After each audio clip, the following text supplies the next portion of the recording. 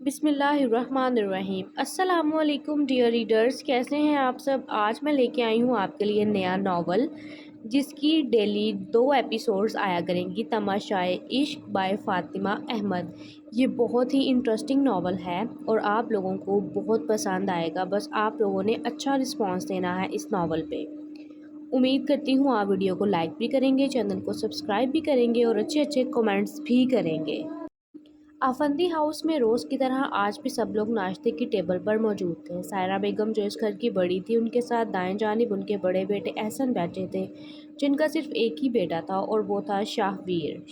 سائرہ بیگم کی بائیں جانب ان کے بیٹے حسن بیٹھے ناشتے سے برابر انصاف کر رہے تھے۔ ان کی 3 اولادیں تھیں، 2 بیٹے اور 1 بیٹی۔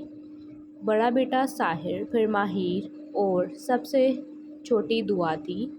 احسن کے ساتھ جو سر جھکائے ناشتہ کرنے میں مصروف تھیں، وہ زینب سائرہ بیگم کی بیٹی یعنی حسن اور احسن کی چھوٹی بہن تھیں، جن کی شادی ایک بزنس ڈیل کے نتیجے میں ہوئی، مگر بدقسمتی سے وہ ڈیل کامیاب نہیں ہو سکی تھی اور شادی کے صرف 1 سال بعد ہی وہ 1 ماہ کی ہانیہ کو لے کر واپس اپنے میکے آ گئی تھیں اور اب تک اپنی بیٹی کی وجہ سے دوسری شادی نہیں کی تھی۔